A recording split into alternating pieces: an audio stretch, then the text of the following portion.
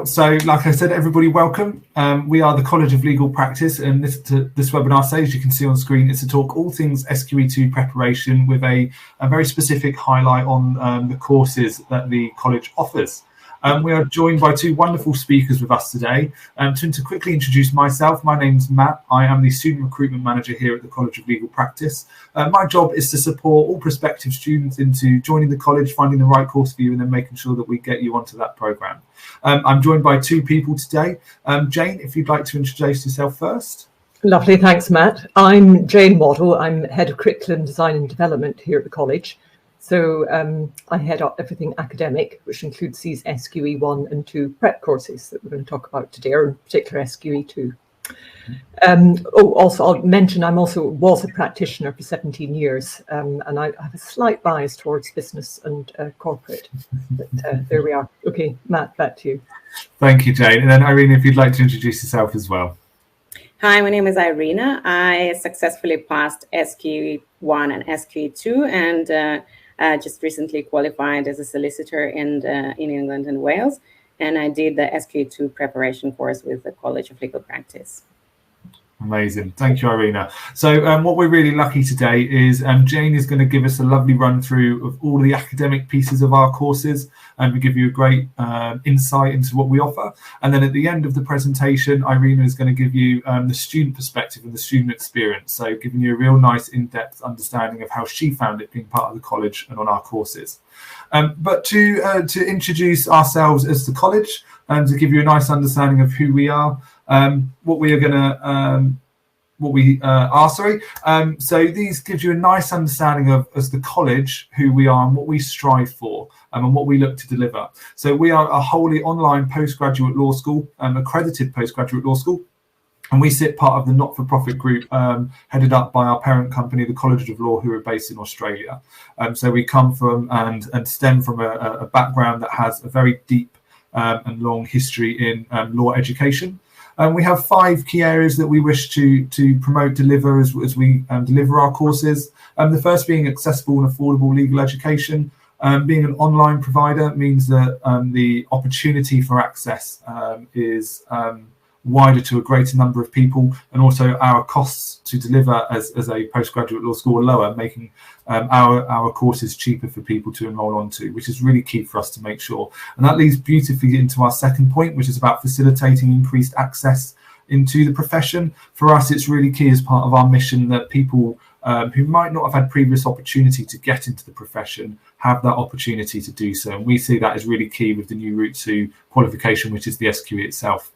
We really want to help develop individuals' unique potential. So Jane will give you a fantastic understanding about how our courses are flexible and how they're blended to ensure that anybody of different learning abilities and standards has the opportunity to develop into becoming a solicitor in England and Wales. We all offer fantastic and great levels of personal and individual support, and you'll hear that again both from Jane and hopefully Irina, who will talk about the support she received. But we also have a collegiate approach to the work that we deliver. So we might be online, but you have very high levels of contact tuition support if that's in one of our town halls, our surgeries, or with a tutor on a one-to-one basis. So hopefully that gives you a nice and very quick understanding about who we are as a college. But I'm going to pass straight over to Jane, who is going to talk all things SQE. Great, lovely. Thanks, Matt. So I love this slide, apart from the fact it's quite colourful. You may have seen it before. It's used on the SRA website, but it is just a nice little puzzle. And the 2 key bits here that are different from the LPC are the purple slide and the orange one. But we'll start up at the top corner. So your starting point is you do have to have a degree, and it doesn't have to be law. And that's one of the differences here. However, we do advise you do have a qualifying law degree.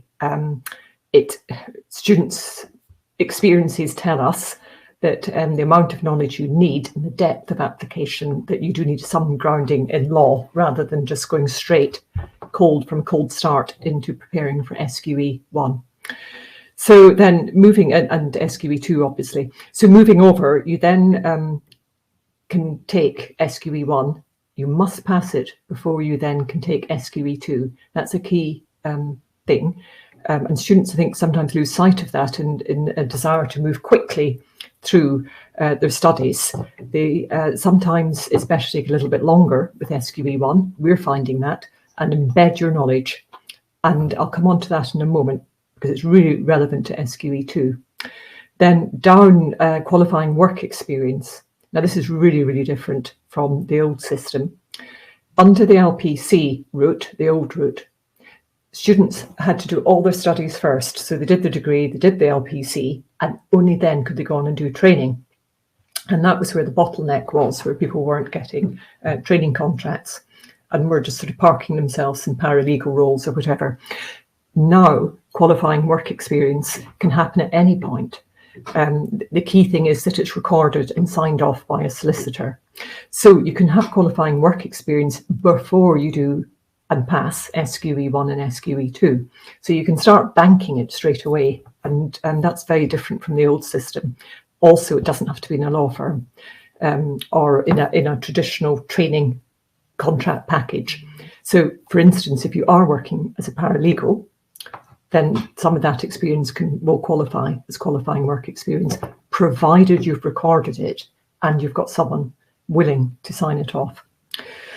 So, and then the little blue bit, meeting suitability requirements, that's what's required. It's not just a snapshot in time, although it is required at the point in which you enroll as a solicitor. It does obviously look back. You can't just be good for one day. It does look back. So let's just concentrate now on SQE2. And it's sitting up there in the puzzle. And with SQE2, you do need to pass it. And the minute you pass it, if you've got all your qualifying work experience, then you can enroll, you're a solicitor. You can enroll as a solicitor. So that's the good news. But with SQE2, it's skills-based, and we'll talk about this much more in a moment. But because it's skills-based, it has to be done in some context, and it's 5 different practice areas, which means you have to have really sound, secure knowledge in those practice areas in order to demonstrate the skills. And that knowledge comes from SQE1. So it's really important you set yourself up properly by having the knowledge in SQE1 that's secure and bringing it over to SQE2. And 50% of the mark for SQE2 is attributed to the functioning legal knowledge that you've brought over from SQE1. And at a webinar this week with the SRA, it became quite apparent to them that a lot of students weren't, not our students, I hasten to add, but a lot of candidates didn't appreciate the extent of that 50% of the mark was attributable to functioning legal knowledge. So you have up to 6 years to take both exams. So I think that's more than enough time to do it. And you have to pass SQE1 before you take SQE2. And as I've said already, the qualifying work experience can happen at any point, provided it's capable of being signed off. Okay, Matt, if we can have the next slide, and we'll go on. Lovely. So, what does it actually? What does SQE2 look like? And I think everything starts with the assessment, and then you work backwards as to what you need to know. So it tests 6 skills, and they're oral and written assessments, and that will make sense in a moment, because there's the list of skills. You can see them there. They're the usual suspects that you've seen or would have seen in the LPC if you were taking it. So client interviewing. Now, again, people who've already worked will find client interviewing a little bit easier. Equally, you need to know how to do it in a way that hits the assessment criteria that the SRA have set. And it also includes writing up an attendance note afterwards. Then you've got advocacy. And those client interview and advocacy, those are what we call oral assessments, as you'd expect. You will have actors on the day who interview you. Who you interview, rather, who are acting as clients, and likewise with advocacy. And we simulate that, albeit online, during the module. Then you've got case and matter analysis, which I think is self-descriptive. Don't need to go into detail with that. Legal research, which is actually very limited. And I was looking at some of the stats, and students didn't seem to do so well nationally in the SQE2 assessment. Why, I don't know, because it's not particularly difficult. So I wonder if they just weren't clear about what was being asked of them. Legal writing and legal drafting. Interestingly enough, firms, their big complaint is that trainees can't draft documents. So that's just something, an aside, something to bear in mind. And the provide practice areas, and this is where I think you sit up, because inevitably there's one area that students don't like. I won't put words into your mouths. It varies, but business organisations covers a lot. And from partnerships, sole traders to companies, it's a vast area. And that's reflected in the fact that it features in has more assessments than the others. Dispute resolution always, so that's litigation along with criminal litigation. You've got property practice and then wills and intestacy. And in wills and intestacy, of course, you'll have a bit of tax as well, and likewise in business. So they're starting to layer things up in to reflect practice. And so you need to have really secure knowledge. That's terribly important. Because not everything will be flagged as clearly as you would like, and things like ethics and conduct will pervade. You do need to be able to spot them. They won't sit in isolation. So down the right-hand column, you can see there are 16 what we call stations, where students go into a room depending, or they sit in front of a computer if it's a written one. So 12 written stations, and there's 4 oral ones. At the moment, locations are limited, but they are going to expand them, including abroad. But the logistics of organising exams like this are huge. And that was evident recently when they had a few hiccups. It's spread over a number of days. And I think if there is a take home here, it's that you really do need to build up your stamina, so that you can think clearly and deal with what's being asked of you, stop, and then wipe the slate clean and move on to the next assessment. And that's another reason for doing a prep course, where you can get lots of practice, so you're not walking into the room cold. And also knowing how to structure things like interviews is really important, and it makes life a lot easier. And competence is everything, certainly for the oral assessments. Just a few stats, because I know everybody likes stats. And the pass rate last time round was 77% of candidates passed SQE2. So that's substantially higher than SQE1. But I guess that's to be expected, because SQE1's shaken off some of the weaker candidates, or certainly encouraging them to resit and improve their mark. So much higher than SQE1. So that's a good news. And however, interestingly enough, and have a look in the SRA website, because you can drill down with these stats, but the assessments are on different days. So some people will do advocacy on a Wednesday, others might do it on a Thursday. And the variation, depending on which day students took assessments, was between 70% and 79% pass mark, which averaged out at 77%. So I'm not sure there's much you can do about that, but clearly some questions are a little bit harder than others. And the nature of skills assessments is that they have to keep varying because students are going in one at a time, they have to vary all the assessments and the difficulty. Well, not the difficulty, but the coverage. And of course, some students will find some areas harder than others. So I think the key take home there is you do have to be very well prepared if you're going to weather all of the exams and assessments. So that was the pass rate. Don't confuse that with the pass mark. And the pass mark for SQE2 was 66%. And they work out an overall pass mark for all the stations. So in theory, you could do really appallingly at 1 and still pass. So that's a thought to take home. I don't recommend you do. Be strategic in that way, but there is a little bit of flexibility there. And interviewing is done in the context of property and wills, and advocacy, no surprises there. It's in the context of dispute resolution and criminal practice. Okay, Matt, if we could have the, oh, and actually, sorry, yeah. Excellent. There we go. Thank you. So here, actually, Matt, if you want to go back, although I'm sure most people had read it, I didn't cover the right-hand column. There we go. Oh, I did. The one thing I didn't mention, sorry, was the exam fees. So those are captain's fees. They're not cheap, and that reflects the intensity of the assessment and those 16 stations and the way they're having to man them.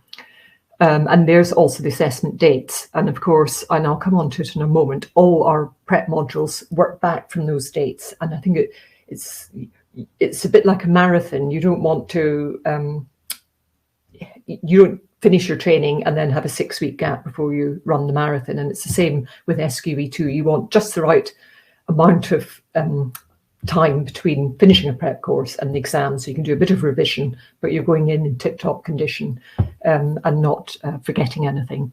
So those dates, definitely, you need to work backwards from those ones. Okay, if we go to the next slide, that would be great. Lovely, thanks. So here we are. Here's what we offer for our preparing you, and we call it Solicitors Legal Skills. So not very imaginative, but it tells you exactly what the prep course is. And we do 10 weeks full time, and that is intense. I do not recommend that you work, have a job and try and do it full time. You will just be setting yourself up for difficulties and maybe having to postpone the assessment. So then 20 weeks is part-time, and that gives you a little bit more, certainly if you're working, it gives you more time to bed in your knowledge and practice. And we'll come on in a moment to what the course involves. Then as of next year, we've got a 40-week course. And so that's much more of a slow burn and works for some students, and definitely worth thinking about. And in all of this, I would say just have a think about how you learn and how you retain information, because you're having to go a step further. You're not just retaining it, you're having to apply it. You're not just putting it out in an essay where you can skirt around the edges, not that any of you would, but when you're on the spot with these assessments, you do have to be really precise and apply the knowledge and there and then. That means you have to underpin it with very secure knowledge that you can draw on quickly. You've no time to think round a problem.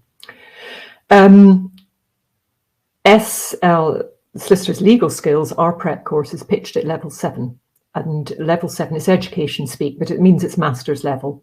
It's almost as high as you'll get without going into serious postgrad work, and certainly standard for professional courses. And it's 30 credits, and not much more to say on that, but it helps you pitch it if you're doing it as a part of a master's. And the fees, again, they're a little bit more than SQE1. They're 2,300, which reflects, and again, we'll go down that list in a moment, and you'll have an idea just how much hands-on time you get. So on our course, it's really important you develop these skills. And I think our course has been really thoughtfully designed to give you practice, but not practicing bad habits. You have to get the intervention at the right stages. So right from the word go, we've got feedback sessions, written feedback, verbal feedback, commenting on what you've produced. And I think that helps to set students up in a way that's confident, makes them confident. So we've got over 100 activities, practice tasks and simulated assessments, so that once you come to do the real thing, you know exactly what it's going to feel like. You might not know quite the content, but you know exactly what it's going to feel like and what it takes. And then also, because of, and I referred to this right at the beginning, you need this SQE1 functioning legal knowledge. And therefore, we give you access to our SQE1 prep course. Even if you haven't studied it, we will still give you access to it if you come on to SQE2. And we give you access to the practice areas that you need for solicitors' legal skills. And it also includes multiple choice questions and the manuals. Then you have 24 practices with individual supervisor feedback. And I can't overtalk the importance of that or mention it often enough. You need these practices. And it's a little bit, as they say, like, it's one thing signing up to a gym, but you actually have to go to get fit. And it's a bit like here, signing up the course isn't enough. You do actually have to attend all these practices. You have to do the practices and take on board the feedback. And the only way to improve is to be able to take on board that feedback and then apply it again the next week and get better and better. We've 6 SQE2 style assessments, and again, that's just so important for you to get that practice. We do individual supervisions, so it's not like a classroom where you can sit and get a little bit lost around the edges, particularly if you haven't prepped. We do individual supervisions, so you are accountable, not just to yourself, but to someone else. But also you can discuss particular problems, because if it was easy, you wouldn't be on a prep course. Then with regular surgeries, where students as a whole, as a group, come in, they post queries on a discussion board before and things they found particularly difficult. And those surgeries target particular skills and particular practice areas. So they're almost like mini lectures, except they're student-led, or they should be, if students are really engaging. And town halls, just to keep you on track, give you top tips, remind you to book exams, and tell you what's coming up the next week and perhaps how to go about your studies. And they're invaluable. They're recorded. Surgeries and town halls are recorded. Obviously, individual supervisions aren't. Although some practice and feedback might be, but individual supervisions aren't. We give you hard copy, electronic skills guide. So you've got a hard copy and an electronic copy. And even though we're online, students love working off a hard copy. And I totally get that. They can mark it up and write on it really easily. And I don't know, it just seems to embed quite well.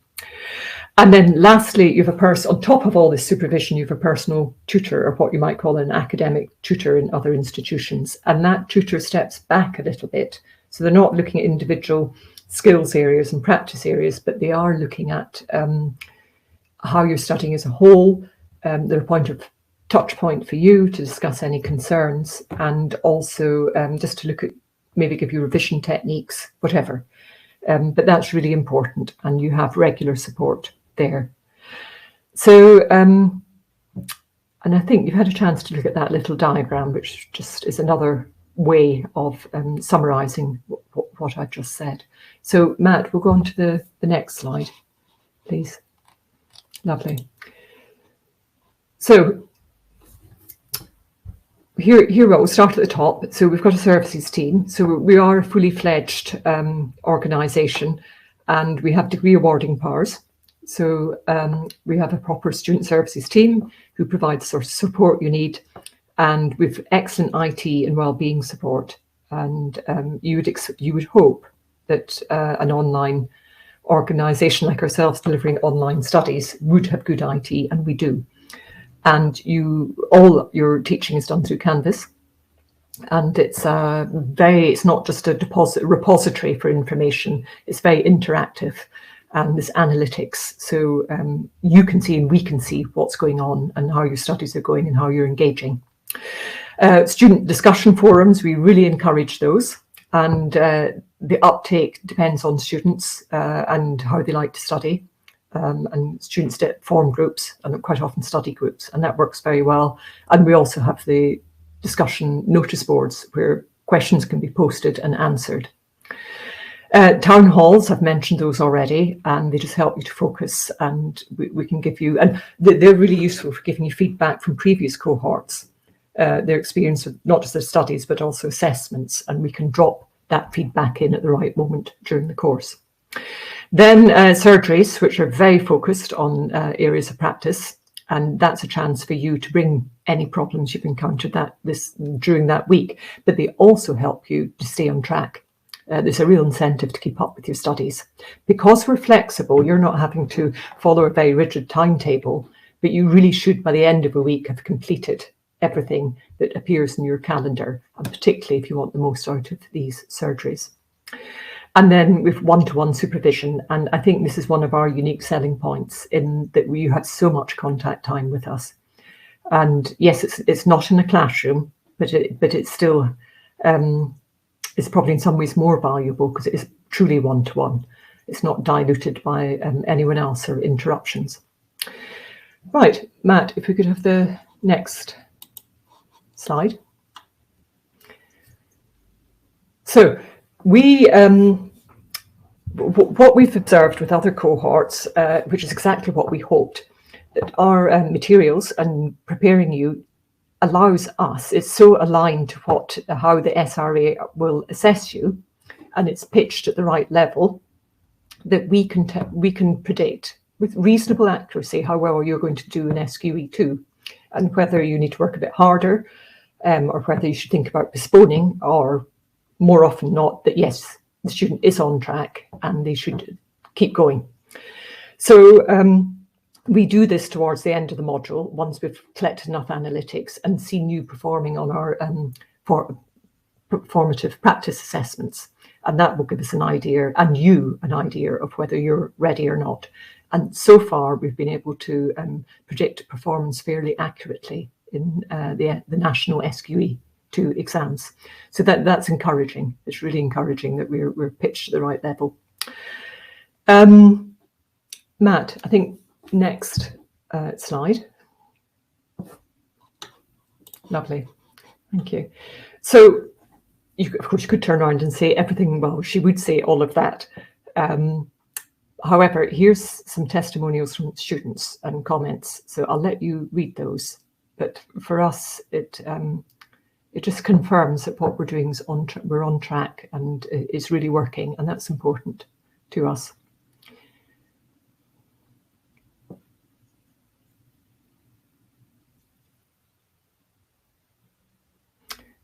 And I think what comes out from a lot of those comments is just how much students like the flexibility, that they can just position the way they learn. The materials give them enough room to position the way they learn and take account of all their other commitments, whether they're work, family, or whatever. And life sometimes does get in the way, that having a course that's flexible and very accessible is hugely supportive. Okay, Matt, if we go on to the next slide. Lovely. So here's what we've gleaned from our students. And practice, which I've kept emphasising, practice makes perfect, and it should become second nature. And but there's two things here. One is it makes you good. But the other one is you could go into those assessments feeling very, very nervous. And certainly in the oral assessments, I mean, my experience over many, many years is that sometimes nerves get the better of students. And the best advice there is just you need more practice and you need more prep. You have to prep so that you're not having to think hard about the knowledge that you need to pull out quickly. Commitment, really important. You have to be strict with yourself, but not just yourself, with the people around you. Whether it's employers, colleagues, or family commitments. You do need to carve out time, because time never finds you. You do need to go and find it and carve it out and plan your studies. Some students work well in the morning and they get up early and do one study unit first and then come back, do another one in the evening. Others stay on at work if they're working, and just do it there before they go home, and then they can close their books and not worry about it. So it's really useful to think through how you're going to study, and do that at the beginning of the module. Finances, think that out. The exams, they're not cheap. None of this is cheap. And obviously you've got travel. And so you need to think which centre you're going to go to. Some of them book up very, very quickly. And we've found students haven't always ended up in the assessment centre that they would choose to be at. So definitely plan all of that out. It's not rocket science, but it just needs some advanced thought. And assessments, they probably are. They are more exhausting than SQE, even though there's no MCQs, which sort of props you up in one way, or at least get you started. With these assessments, it's a bit of a cold start. You're having to walk into a room or start drafting from scratch, and also they go on for a much longer period. Oh yeah, and there's there's no spell check in the SQE2 exams. And also, I think students had difficulties with the cut and paste features. So do have a look before the assessment at Kaplan's website. They run the exams, and they can give you you can have a practice apparently. So definitely worth doing. All right. So I think, Matt, that might be everything I've got to say. Is the next slide? No, is this me, or is this, this is probably you, This Matt? is me. This is me. So thank you, Jane, for that. Oh, sure. what I thought we'd do before we do move on, and we've had a couple of questions come into the chat that would be great for you to answer now, so people can get a response to what they're asking. Bethany asked the question, do you think university practice provides the same stamina as prep courses do? I assume, Beth, you mean university undergrad studies. And if that's correct, I would probably say no, because you're not having to do the same level of application. And that's the difference between undergrad and going up into postgrad, where you're really having to handle the information and make judgment calls the whole time. The thing students really struggle with is often it's not a right or a wrong answer. I know in the MCQ there is, well, there's a better answer because it's single best answer. But students often struggle, particularly with the skills, where you're having to weigh up information, and often it's a grey area and it's making a choice. You don't have that so often in undergrad studies. Beth, I hope that answers your question. It was a slight lawyerly answer, I'm afraid. We've also had a question from Kasim, and I hope I will be able to answer most of this question on this slide. But he's asked, or he has said, he works full time. So we wouldn't be able to study during the week. Do we offer part-time weekend study? No, but because our courses are online and flexible, a lot of your studying could be done at weekends. But some of it, meeting your supervisor, would have to be during the week. But it could be at your lunch hour. Surgeries are recorded, so again, and maybe you could take leave at key points. I mean, that's something to think about. But we don't actually teach and deliver online at weekends. Amazing. Thank you, Jane. Like I said, hopefully I'll go through some course dates now for you, Kasim, so you get a bit of an understanding of what we offer and when we offer them. Jane, thank you so much. If you could stick around for any other questions that we have come through for the end. What we'll do, everybody, is move to the sessions tab on the left after this presentation, where you can have a little bit more conversation with me and Jane. But to look at courses that we have coming up, you can see in front of you, we do a number of full-time courses, and we also have a number of part-time courses. The key thing to note with, I won't go through each of all of the dates, etc., but what's key to know with our courses is we run them in line with exams. So we will run them so they will move up to a point, maybe a couple or few weeks before the SQE2 assessment date. So because what we don't want you to do is get you all prepared and then leave you sat there for 3 months waiting for an exam to come round. So what we keep in mind when we set our courses on our calendar is we make sure they run to the point of an exam coming up. So you have as short time as possible in the build up to that exam. But we do 10-week courses, so these are full-time, so you'd be looking at up to potentially 35 hours, potentially 40 hours, including extra study time if you feel you need more consolidation a week. So those who want to commit full-time to study, we would recommend looking at our 10-week courses.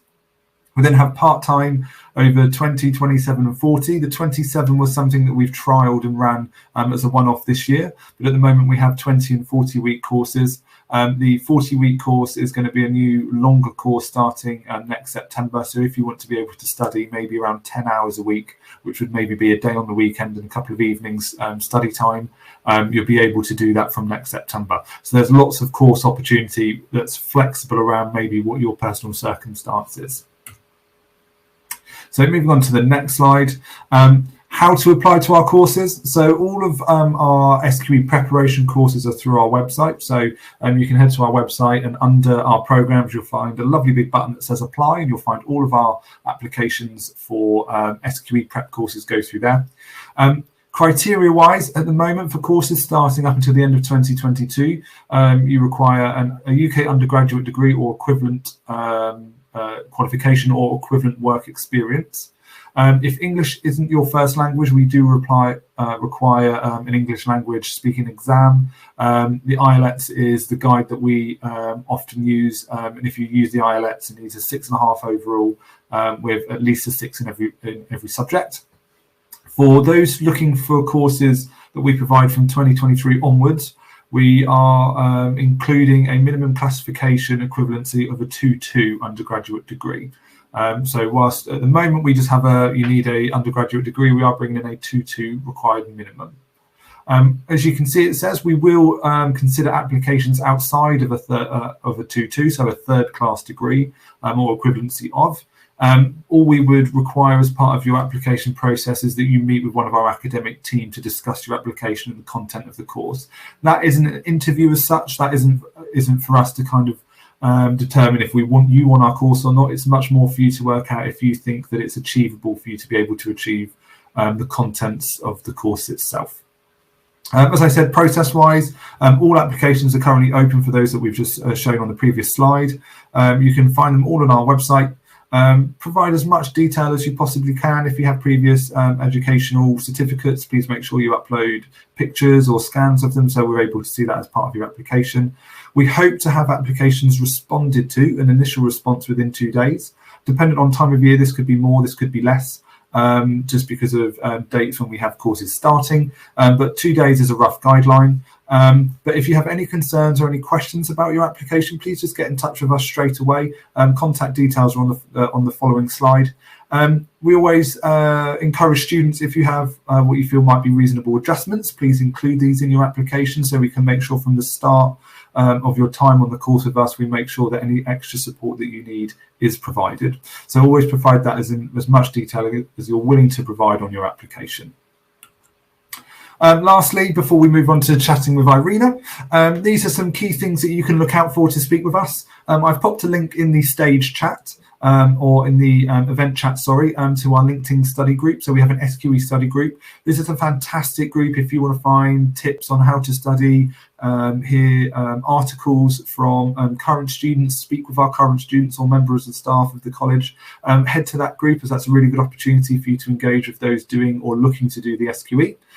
If we've discussed something today that you want to chat through in a little bit greater detail, please book a Calendly appointment with us. That will come through either to myself or our student recruitment officer, Layla.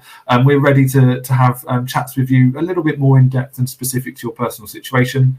And then we also have some more webinars and events coming up online. So next week we have a QWE webinar, so that is in partnership with Aki Trainee.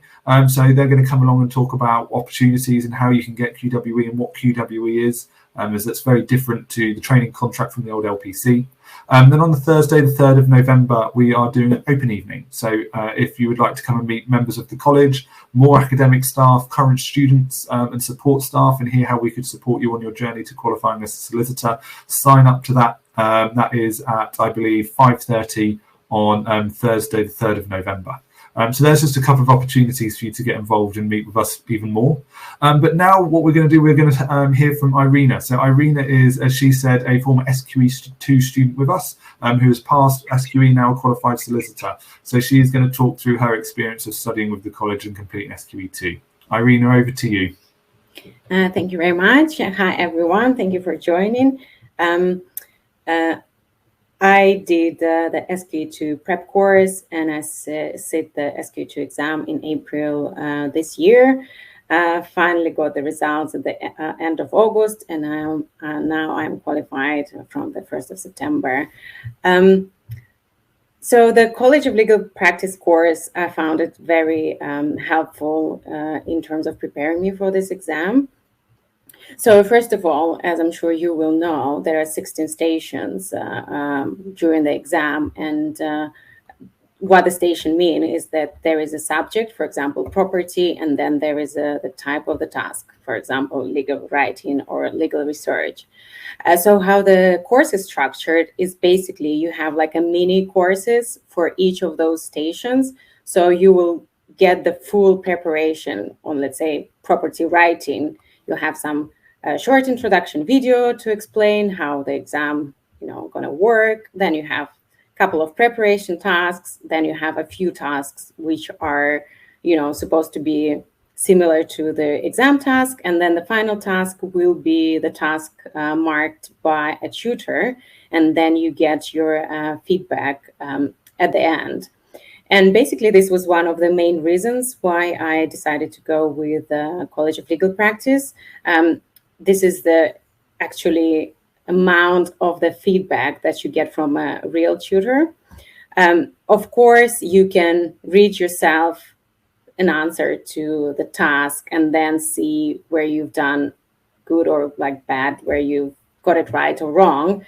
But it is not a multiple choice questions, so there are a lot of different aspects of the tasks, and getting the feedback from a tutor or discussing, you know, possible other correct answers to the same question is really helpful. And then they also get your marks as you get them in the SQE exam, so you can understand how the marking works, and, you know, maybe aspects you need to work on more, and so on. Second point is, and this was one of my mistakes, I did the SQE1, but for some reason I expected that SQE2 exam was just like a skills exam. You don't have to know any law. And it was a huge surprise for me when I read all the specifications to find out that you know, the legal knowledge is equally important. So how the mark is calculated, how the pass mark is calculated. Not the pass mark. How you're marked is you get half of your mark from your skills, but you get half of your mark from your legal knowledge. So even if your skills are perfect, but you don't get any law correctly, like you wouldn't be able to pass, because the pass mark was about 65%. So you definitely need to know at least some law. And obviously the more law you know, the easier it for you to get a higher mark. So my advice, if you're sitting SQE1, if you're studying all this legal knowledge, try and retain as much as possible, because you will need pretty much all of it for your SQE2 exam. I think the only areas that are not examined in SQE2 is like constitutional and administrative law. So this one you can actually forget, you know, after your SQE1. But everything else you need to retain, because you will have to use it to pass SQE2. The other thing about this course is, you know, you're not, when you're doing your weekly tasks, no one is checking, you know, how much time you've spent, but you are encouraged to comply with all the timings. And I think at the beginning, maybe I didn't realize it, and I, you know, got myself extra like 10, 15 minutes to do the task, but actually you have to comply with those strict timings, because in the real exam, when you only get 30 minutes to read all the materials and write a letter of advice to a client, it is very challenging. So you have to practice it, and you have to comply with the timings. Otherwise, during the exam, you just, you know, your work gets submitted, and if it's not finished, you're gonna lose your marks. And we've been encouraged all the time to comply with all the timing requirements that we get, and I did it, and I'm very pleased I did, because it was very helpful during the exam. I did the full-time course, which is 10 weeks, and I also was working full-time. And yeah, I would not recommend doing it, because essentially for like 4 months, I didn't take a single day off. And on average, according to my screen time, I was studying for about 6 hours every day for 4 months.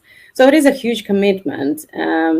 And I think when you sign up for the full-time course, and if you're working full-time, you should understand that you're not going to have any social life like whatsoever for like 4 months or like 5 months. And also definitely plan to take some time off before the exam itself. So unfortunately, I could only, you know, have a week off before the exam to do my revision, because of my work commitments. But I think I would have preferred to have at least maybe like 2 weeks to do my revision. You know, I still passed, so it doesn't really matter now. And I think my final thing about this course will be, so I felt quite confident after completing the course before the exam. And once I've done all the days, I was quite confident that I've passed. So basically I was going around saying people, I would be very surprised if I failed. And I was right, because I did get into the top 20% with my mark. So this was my experience of the prep course, and I felt like really confident. And therefore, if you decide to study with College of Legal Practice, hopefully you will feel the same. If you have any questions, I'm happy to answer. Amazing. That's so good to hear. Thank you, Irina. I had a couple of questions that I wanted to just chuck you straight away hearing what you said. You said obviously 50% of the mark for SQE2 is actually knowing SQE1 knowledge still. What did you find with the college that helped retain that information through, is it activities or the prep course itself? How did you find maintaining that? So one aspect of it was that some of the tasks for SQE2, like for the prep course, were actually quite similar to the exam ones. So, for my sitting, I thought 3 out of 16 stations were similar. So when I read those questions, I immediately knew, at least I know what I'm doing, because I've done something very similar in my prep. So obviously you get the correct answers once you finish your tasks. And this is one of the aspects, you can remember what was correct and what was wrong. But the other very helpful thing was obviously access to all the manuals, which I thought were quite, succinct and, easy to understand. And also I had access, and I used quite a lot videos and audios explaining different topics. So every time I wasn't, quite sure about a specific topic or something, I would go back and rewatch the video or listen to a podcast on this topic. Yeah, I think one thing I'd really like to kind of hear from you is, obviously the SQE1 exams are multiple choice questions. You go in, you sit down, you have to do X amount of papers with X amount of MCQs. How did you find that difference, and then going into, say, 16 different types of stations with different assessments that had no MCQs and even nearby? How did you find that difference? It is obviously very different, and that's why having legal knowledge is important, because you still have to write something, and if you don't know how to do it, it would be very difficult to write something. Although even if you don't know the answer, if you think you don't know the legal answer, you should still try and at least show all your skills, because then you're going to get your marks. And as Jane explained, even if you fail one or probably 2 or 3 stations, it's still probably going to be okay, and you can still pass. But it's just you have to try and get as much marks as possible on each of your stations. So obviously, I didn't have any of the stations where I just sat there thinking, I have no idea what they're talking about. No, I haven't. I think the topics were pretty much quite basic. So I think if you read something, you probably would know something, but you can still get it wrong. I think as well, how did you find just sitting the exams on each day? Because obviously it's more than one day, it's over X number of hours. How did you find going to the test centres? How did you find that whole experience itself of going into these different stations and doing very different topics each time? So I had a plan. I knew exactly what day, what exams, what stations I'm doing. So I would leave a day, whatever time I have to revise for this day, I would revise the day before. So I think even for written exams, we didn't have any time between them, but I would finish exam in the afternoon and study for the rest of the day, revising for the next day. And I had my revision notes, and I would definitely recommend having some very, short and useful revision notes, so you can use them in this very limited time. But yeah, it was really tough. Just 5 days of this. But yeah, you just need to be morally prepared. I think it's clearly worth noting that the route you went down to complete the SQE, it worked. You're a qualified solicitor now, which is fantastic. So, like you say, maybe wouldn't recommend 4 months full-time study with 4 months of full-time work to everybody, but it worked for you. So, kudos. I guess as a last question, and as a bit more of a quick fire, if you could give 3 top tips to people on passing SQE2 for you and your advice, what would it be? So my first tip, and I already told this, try and retain as much legal knowledge as possible. It is obviously very difficult. There are like million subjects, and I found it very difficult to remember all of them at the same time. I did GDL before, and it was very different because then you kind of have 2-3 exams. So you prepare for one exam, you sit it, and then you leave the room and you think, and I can now forget all the contract law. I'm never going to use it again in my life. With obviously SQE2, it's not possible. You have to remember all 18 or however many subjects you have to remember all at the same time. I found it very difficult. And, in hindsight, if I knew that for SQE2, I need all the same things I need for SQE1, I would definitely try and retain as much as possible. But so that is definitely my top tip. My second tip would be to try on the Kaplan or whatever SQE website. There is a test function. You can see how this bespoke, not very user-friendly system works. And yeah, I think I understand that a lot of people experienced issues with copy-paste function, and mostly because right-click doesn't exist there. So unless you need to press Control-C, Control-V to copy-paste, you're not going to be able, and it probably put a lot of people into a lot of stress. So definitely go and use this system online. And the other important, also tech-savvy tip, which got me on the first day.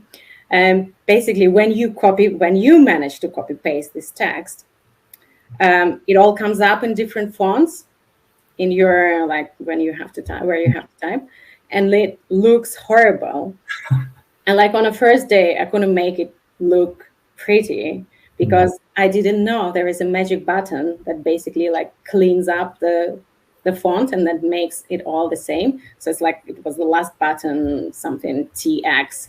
And then luckily for me, on the morning of the day 2, someone who was sitting the exam in the same test center told us about this button, and this changed my life. I mean, I'm not sure if they were marking down for unpresentable mix of fonts. I have no idea, and I won't be able to find out.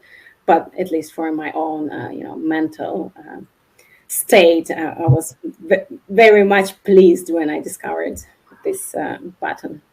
Amazing. Oh, well, Irina, thank you so much for sharing your thoughts and your journey and your experiences with the college SQE2. It's been really, really invaluable. So thank you so much for attending tonight. I think what we'll do now is me and Jane will move over to our sessions tab on the left. So if anybody wants to pop their camera on, have a chat with us, they're more than welcome to come join us there. We'll be there for the next 5-10 minutes. But again, thank you, Irina, and we really appreciate it. And we hope everybody has enjoyed today's webinar. We'll see you over in the sessions tab. Thank you. Yes, thank you very much for having me, and good luck, everyone, with prep and with the exam. Thank you very much. Thank you. Bye.